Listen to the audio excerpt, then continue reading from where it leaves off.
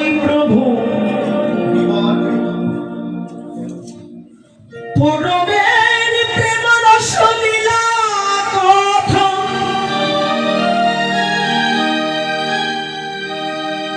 একবার কহ তো মধুর মধু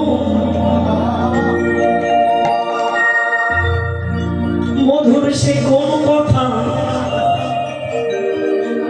মধুর মধুর মধুর বিভু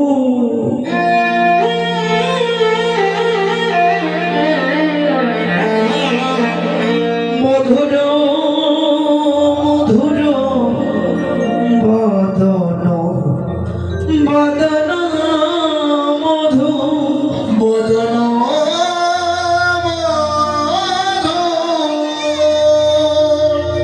মধুর মধুর মধুর মধু স্থিতি বহে বদন হইতে অতীব মধু মধুর লালা বহিতেছে বলো না তুমি যদি আর কারো না হয়ে থাকে তাহলে পূর্বের কথাগুলো একেবারে স্মরণ করে দাও পূর্ব কোন কথাগুলো যে কথা আমাদের প্রত্যেকের সঙ্গে মহাপ্রভুর হয়েছে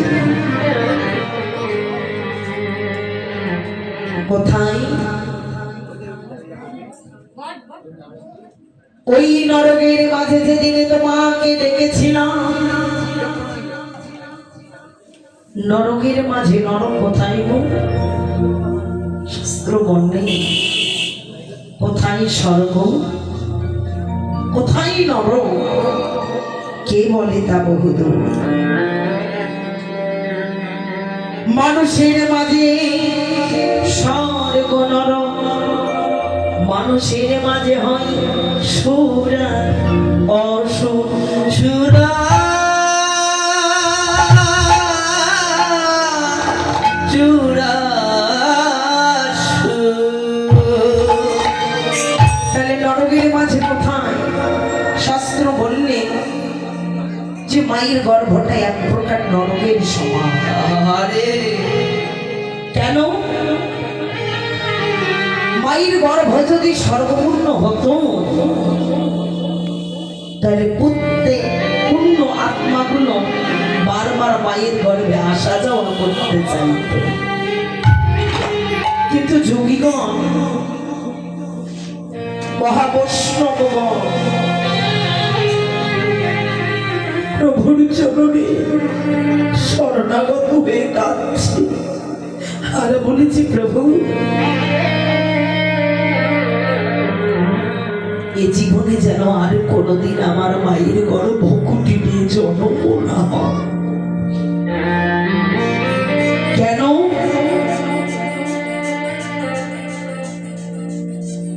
সেই মায়ের গর্ভে কত মৃত্যু দেখলাম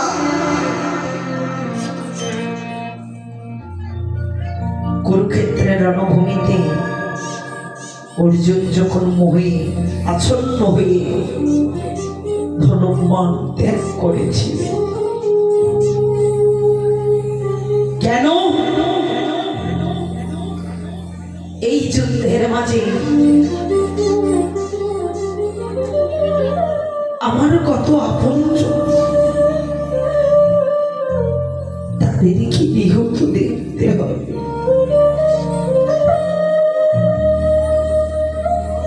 কি করে যুদ্ধ করব প্রভু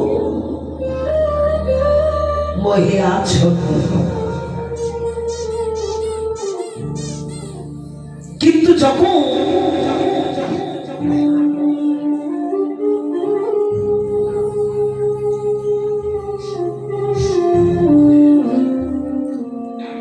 জয় জয় নিতাই গৌর সীতানার প্রীতি প্রেমানন্দে নিতাই গৌর হরি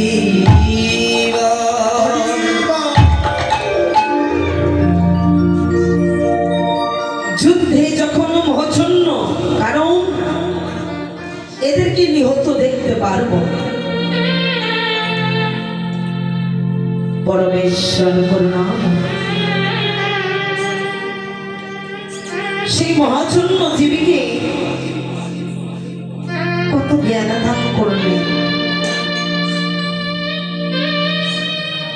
কত কর্ম শিক্ষা দিলে, কত ভক্তি মার্গ দর্শন করালে। কর্ম জ্ঞান ভক্তি তিনে জীবের হয় মুক্তি। যখন মোক্ষ লাভ করলে মায়াচ্ছন্ন মোহ ত্যাগ করে যুদ্ধ করলেন, সেই যুদ্ধের রণভূমিতে কতজনের মৃত্যু।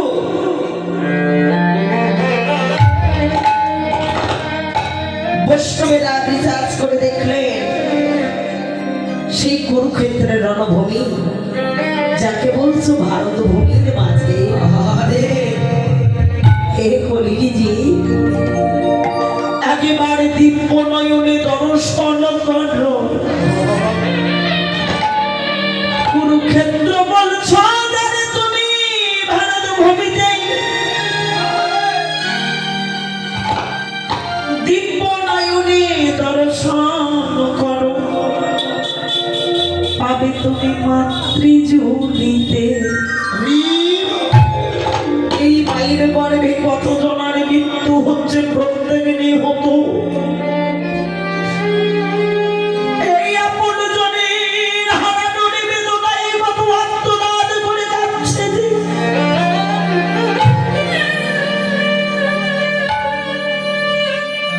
চতুর্দিকে কত যোগিনী কলেমা,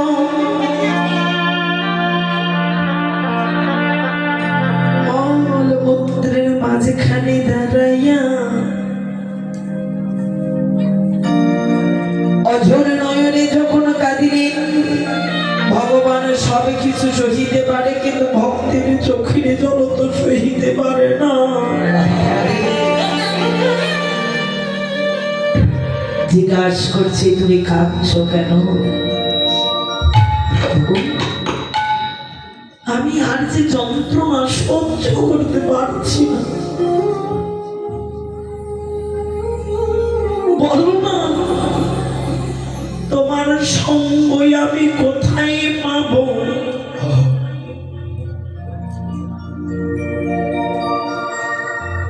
প্রভু আমারে বলিলেন, হে জীব আমার, এই জগতের বুকে তাকাইয়া দেখো যাই মায়াময় জগতে গেছে,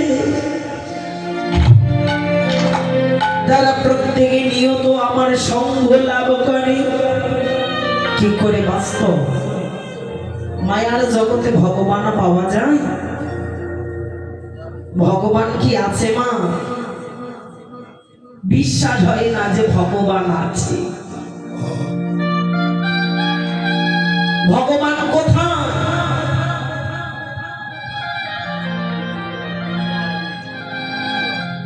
কেন ভগবান কোথায়? ভগবান তো সব জায়গায়, কিন্তু তাহলে তিনি যদি সব জায়গায় থাকে তাহলে দেখতে পেন আমরা কেন?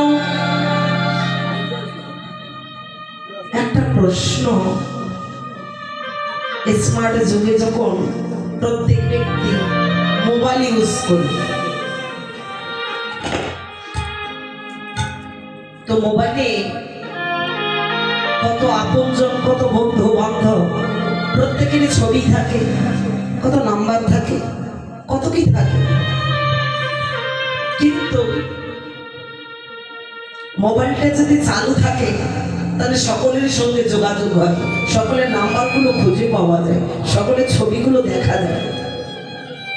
কিন্তু মোবাইলটা যদি খুলে ফেলা হয় সেখানে কি ছবি পাওয়া যাবে? কোনো নাম্বার পাওয়া যাবে? যাবে? কোনো নাম্বার পাওয়া যাবে? মোবাইলটা খুলে ফেললে কারো ছবি পাওয়া যাবে? কারোর সঙ্গে যোগাযোগ হবে না। ঠিকই তেমনই মোবাইলটা খুললে যেমন কিছু পাওয়া যায় না, এই বিশ্ব ব্রহ্মাণ্ড একটা মোবাইল স্বরূপ হয়েছে। ভগবানকে যদি অবিশ্বাসের চোখে কখনো দৃষ্টিতে তো কখনো লক্ষ্য করে, ভগবানকে কোনোদিন খুঁজে পাওয়া যায় না।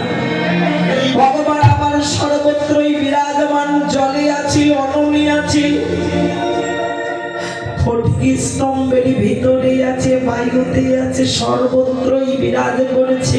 কিন্তু প্রভু বলছো বটে, কিন্তু আরেকটা বাস্তব আছে।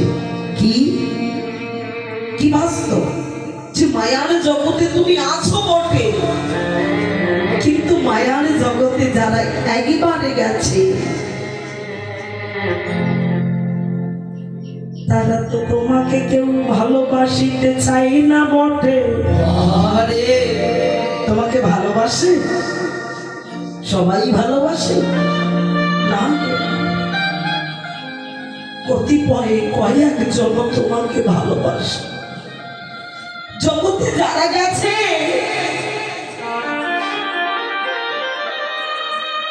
তারা তো চিরন্তন মায়াবাদী হয়ে গেছে, কামনা বাসনায় আসক্ত হয়ে গেছে।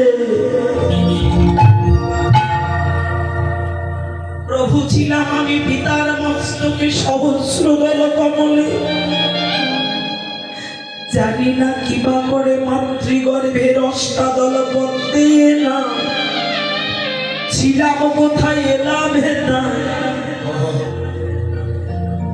আবার ভাই আমি যাব কোথায়? আবার কোথায় যাব? কোন অচেনা দেশে যাব? কে আমাকে ভালোবাসবে? কে তোমরা তোমার নাম শোনাবে? জগতে জানি না রে। ভগবান বললেন হরি বৎস,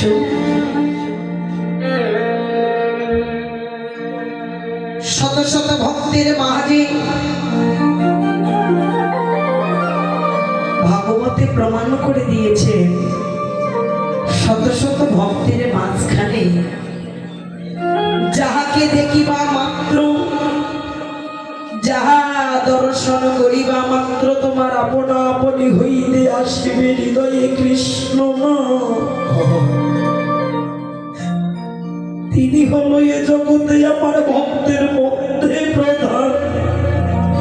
এমন ভক্ত